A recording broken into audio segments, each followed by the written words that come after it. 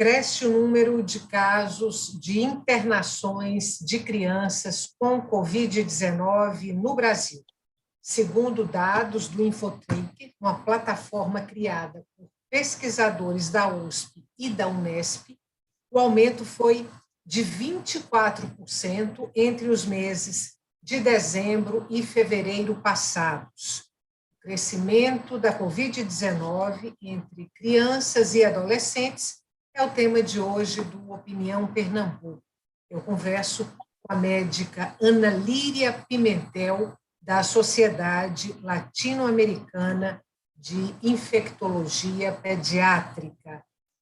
Doutora Ana Líria, muito obrigada pela sua participação hoje aqui no Opinião Pernambuco. Bom, para a gente começar, o aumento do número de casos entre crianças é fato. O que eu queria saber da senhora é se é possível afirmar que há uma relação direta entre esse aumento do número de casos com as mutações do vírus, ou se esse aumento do número de casos entre crianças está mais diretamente relacionado ao aumento do número de casos de um modo geral no Brasil. Boa tarde, é um prazer estar aqui com vocês, obrigada pelo convite. E, então, falando sobre o aumento do número de casos, vale a pena dizer a todos que isso vem acontecendo com a sazonalidade nossa. Né? Você veja que há modificações do próprio tempo da gente, das condições climáticas, e muitas coisas estão acontecendo. Eu sou professora da Universidade de Pernambuco e eu trabalho no Hospital Universitário, que é o Oswaldo Cruz, que é um hospital de referência para internamento de crianças também. E o que a gente tem é um aumento do número de leitos, no número de crianças internadas, porque toda criança que chega com problema respiratório, até que se prove o contrário, ela é um suspeito da doença. E então entra com diagnóstico de Covid, e quando nós internamos, que fazemos os exames, à medida que a criança ela vai dando o exame negativo, a gente vai passando para a pediatria geral e fica conosco apenas pacientes que são positivos para a Covid. Que a gente tem observado que isso se mistura por causa da incidência, né? Como eu já falei, da sazonalidade, que vai aumentar mais ainda, e que a gente dizer que a criança está acometida pela variante, ou se essa variante ela vai ser mais grave, sob o ponto de vista clínico, a gente ainda não sabe.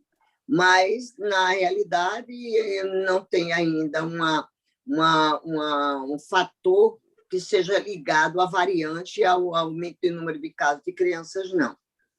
A gente ainda não sabe ainda. As crianças costumam desenvolver o quadro grave da doença com frequência ou não? Não.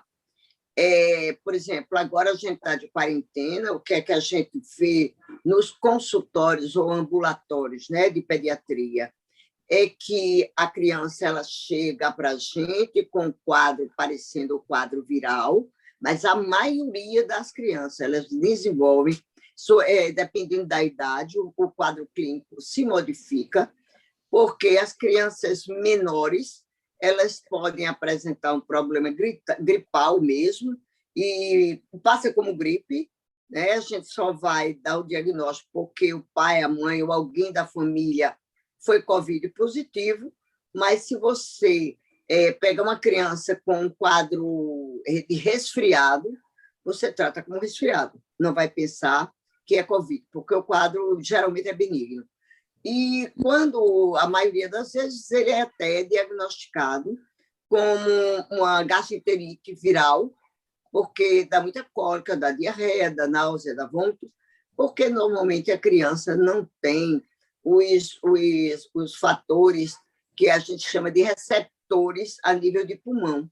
Então, ele vai dar mais problemas gastroentéricos. Então, normalmente, a criança evolui bem.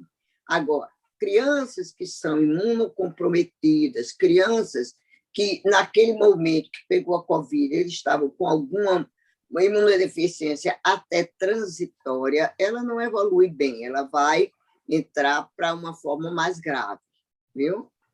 Agora, existe uma faixa etária aí entre crianças, pré-adolescentes, que a Covid-19 implica num risco maior?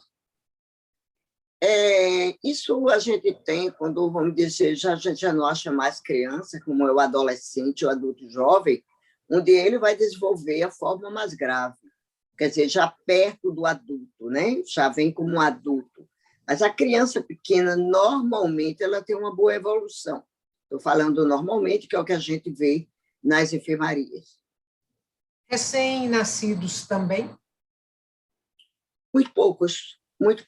Nessa faixa etária de recém-nascido, a gente tem muito poucos graves, a não ser que venha também associada a uma cardiopatia, uma hepatopatia, uma doença associada. Bom, aí qual a relação entre Covid-19 e a síndrome inflamatória multissistêmica pediátrica? Olha, essa síndrome inflamatória muito resistente, a gente já é conhecido do pediatra, do intensivista há muito tempo. Por que é que ela ficou conhecida para a mídia? Porque começou a se observar que as crianças estavam evoluindo para essa síndrome de uma forma maior, a gente estava vendo uma maior quantidade, e então despertou-se para observar se essas crianças tinham Covid positivo, então tinha uma sorologia positiva. E observou-se que essa criança ela tem uma IgG alta, mostrando que, há um tempo mais recente, ele tinha sido vítima de um Covid que tinha passado até despercebido. Então, é uma maneira que o vírus tem de se disseminar, né, como uma bactéria faz, e ela vai atacar vários órgãos. Então, a evolução é muito grave e ela vai depender muito do seu sistema imune para poder ela sair bem dessa síndrome. Isso independente. Bom, mesmo o número de casos entre crianças em ascendência, mas a gente sabe que a incidência da doença nessa faixa etária da população ela é bem menor, né? A gente tem muito pequena. A gente tem um número de crianças contaminadas pela Covid bem maior do que o número de adultos.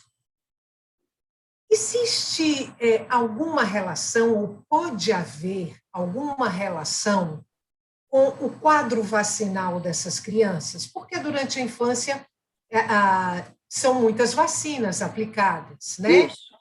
Tem aquela tríplice viral, enfim. Pode-se fazer uma relação, as crianças não desenvolvem tanto a doença, não se contaminam com tanta facilidade por conta desse quadro vacinal? Isso é uma das teorias que a gente acha que a criança ela não vai ficar tão contaminada, exatamente por causa disso, porque ela vive logo de cedo, logo quando ela nasce, ela já é estimulada, né, o sistema imunológico dela, né, ela é estimulada a ter memória imunológica, e ela, então, através dessas vacinas, elas vão, então, quando é agredida por um vírus tão potente, ela se sente muito mais protegida com esse antígeno do que o adulto, porque, queira ou não, você vê quando a gente vai fazer uma investigação epidemiológica sobre qual adulto que tem uma carteira vacinal boa, isso falha muito com a gente. A mulher ela tem a carteira vacinal da DTPA agora, que é difteria, coqueluche e tétano. O homem com difteria e tétano, porque ele se acidentou, mas se ele não se acidentar, ele não tem aquela preocupação de ir ao posto, de ver como é que está seu calendário vacinal, na sua idade, quais são as vacinas que ele tem. Realmente, isso falha muito em nós adultos. Então, a nossa memória vai ficando mais lenta de acordo com a idade também, e não vai ficar, imagina uma foto, onde você tem uma foto recente e uma foto antiga. Então, você precisa de reforços para aquela foto voltar a ficar viva, ficar bonita, ficar mais... Então, isso é o sistema imunológico nosso. Seria o caso de esses adultos agora, no meio dessa pandemia, que não tem uma carteira de vacinação robusta, buscarem essas vacinas que ficaram pendentes? Olha, isso seria o ideal. Então, também tem muita gente que já leu esses artigos mostrando que as pessoas que têm reforço com a vacina chamada tríplice viral, que é sarampo, rubéola e cachumba, eles têm uma resposta imunológica muito grande, mas ainda não tem uma coisa assim muito segura na literatura. Pode até que amanhã eu venha dizer a você que as pessoas que tomam ou tomaram recente ou reativaram ou revivaram a sua memória imunológica através da DTP, que é da tríplice viral, rubéola, sarampo e cachumba, elas têm uma maior resistência ao coronavírus. Então, ela está atualmente em interrogação, bem diferente do que o pessoal está fazendo, não é? Tomando determinadas medicações, onde é extremamente controverso, né, no mundo científico, de medicações dizendo que ela cura, quem toma, você não tem Covid. Então, isso a gente não concorda. Bom, doutora Ana Líria, vamos fazer um intervalo curtinho e a gente volta daqui a pouco para continuar a conversa, tá bom? Você que está em casa, não saia daí, o nosso intervalo é curto e o tema de hoje do nosso programa é a Covid-19 entre crianças no Brasil. Até já.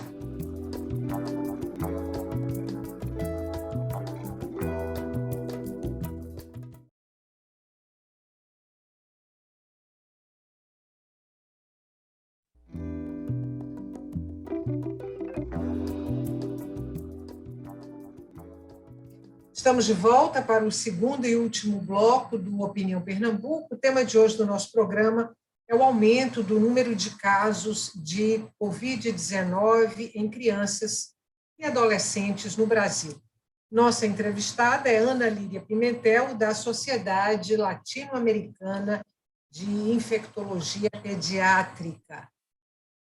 Lembramos para você que o Opinião Pernambuco também é veiculado pela Rádio Universitária FM e pela Rádio Universitária Paulo Freire AM. Doutora Ana Líria, no bloco passado, a gente vinha conversando sobre o aumento do número de casos entre crianças. A senhora explicou o contexto desse aumento do número de casos. Eu queria lhe perguntar agora sobre os leitos, principalmente os leitos de UTI, esses leitos pediátricos para crianças que contraem a doença. Qual é a situação de Pernambuco? A senhora chegou a falar aí no Hospital Oswaldo Cruz, onde a senhora trabalha, mas, de um modo geral, qual é a situação de Pernambuco e, se a senhora souber também, a situação do Brasil em relação a esses leitos pediátricos, UTIs? Segundo a Sociedade Brasileira de Pediatria, da qual também pertenço, no Departamento de Infectologia Pediátrica, tem aumentado muito o número de crianças em todo o Brasil, pela sazonalidade também, mas que os hospitais também aumentaram o número de leitos proporcional. Então, a gente não está vendo no Brasil, você veja que na mídia você não vê muito falando sobre os leitos pediatria e crianças morrendo. Primeiro, por quê? Porque o número é menor, mas houve uma preparação quando teve esse aumento do número de leitos para a Covid.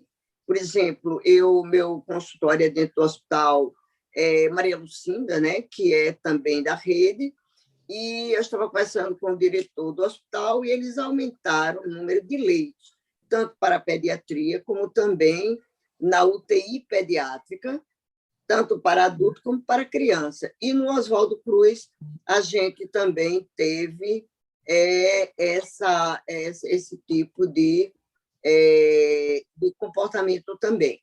Então, a gente tem aqui não tem problema nenhum com a pediatria, não sabemos até quando, mas a gente está assim, com muito cuidado, preocupados, mas aumentou o número de leitos também.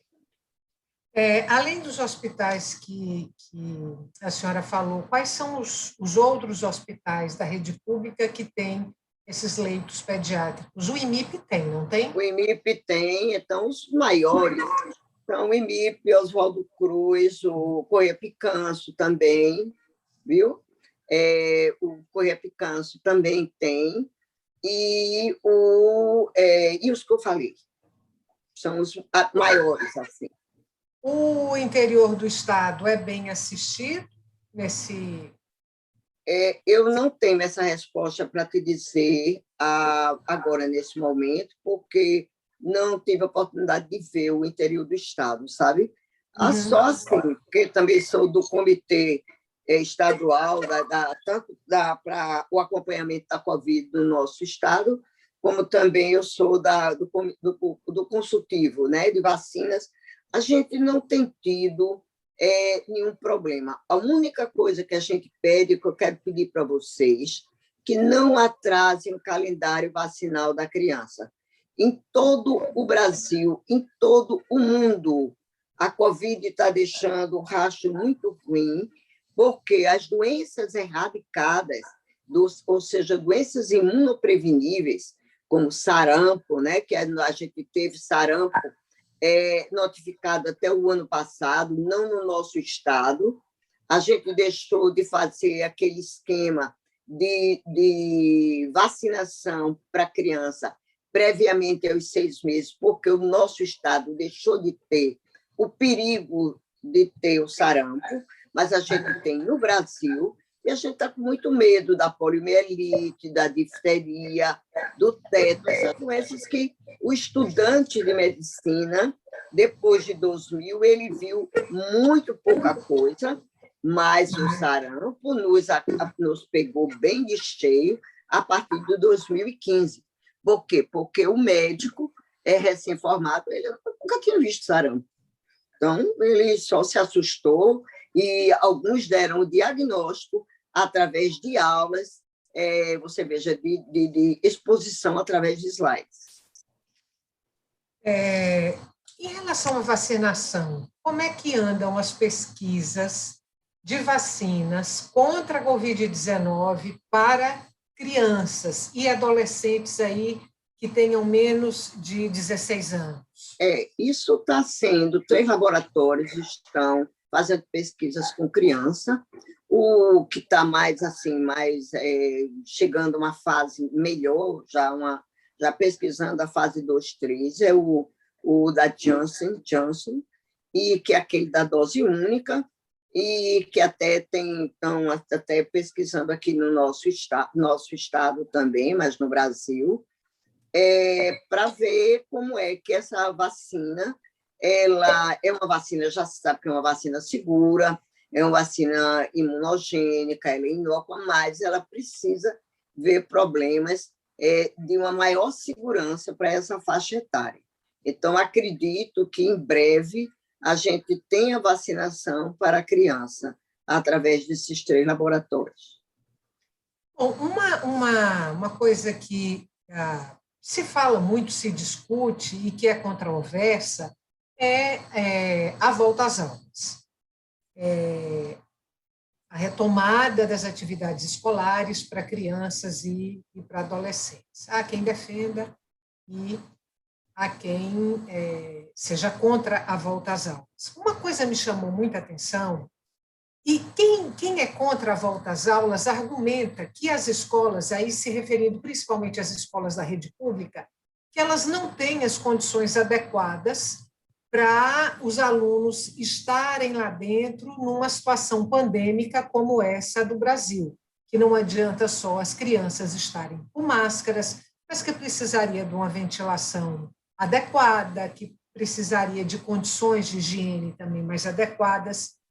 Me chamou muita atenção o fato de o Ministério da Educação ter devolvido dinheiro para os cofres públicos esse ano, do orçamento do ano passado, de 2020. A devolução foi da ordem de R$ 1 bilhão. O que a senhora acha, pensando exclusivamente aí no combate à Covid-19 dentro das escolas da rede pública, o que daria para ser feito com esse montante, R$ 1 bilhão? Tem males que vêm para bem, não é? Então, eu acho que era a hora do investimento desse dinheiro para a rede pública, de melhorar as condições, colocar mais lavatórios, orientar as crianças, que isso também é um hábito que nós não temos, nós brasileiros, de uma maneira geral, é lavar as mãos. Então, você vai no banheiro, você pega numa coisa, a criança fora do nosso país, você vê que o hábito é bem diferente. E isso era muito importante, que esse dinheiro fosse empregado exatamente para ter uma melhor condição dentro das escolas, dos lavatórios, melhorar mais até a higienização, não é, dos banheiros, porque quando a gente vai num banheiro desses, é muito triste para nós. E outra coisa também que eu queria conversar com você é porque o pessoal reclama muito sobre de volta às aulas, mas o que a gente vê, se uma escola ela tem boas condições de higiene, que ela respeita aquilo que a gente fala, o distanciamento social, o usar máscara, naqueles que as crianças são pequenas, menores de 2 anos, que ela não tem condição de usar máscara, ou até aquele de 4 anos, ele usa muito pouco, porque ele chora, ele não aceita bem o uso da máscara com maior tempo, não é? É que as mães não querem que as crianças vão para as escolas, muitas delas boas, em condições boas, mas leva para o shopping center, leva para as praias, e tudo sem máscara, e aí, cadê o vírus? Não é? Então, existe aí uma falta de bom senso. Outra coisa também que a gente fica assim a desejar é porque se fala muito, mas muitas vezes essa mãe não vai nem olhar como é a escola, simplesmente diz não. O que é que a gente está vendo dentro dos ambulatórios, independente de ser consultório de baixa renda ou consultório melhor, nos ambulatórios? É um distúrbio comportamental muito grande da criança. Quem tem criança está sabendo do que eu estou falando. Então, a criança vem com distúrbio comportamental. Eu nunca fiz tanto encaminhamento para psicólogos do que eu tenho feito nos ambulatórios, porque é muito distúrbio, criança chorando, a mãe que não está fazendo o trabalho dela online, não querendo que a mãe vá, quando a mãe chega, não quer ficar junto da mãe, porque a mãe está cheia de Covid. Então, isso são distúrbios comportamentais muito grandes, que eu não sei como futuramente a gente vai ter essa nova geração. De ansiosos, não sei. Doutora Ana Líria, quando começou a pandemia e se sabia muito pouco ainda sobre o vírus, o comportamento do vírus, se falava que as crianças não desenvolviam a doença, ou desenvolviam muito raramente a doença, mas eram transmissoras em potencial, tanto que se aconselhava muito os avós ficarem longe dos netos. O entendimento ainda é o mesmo? As crianças são potencialmente transmissoras do vírus?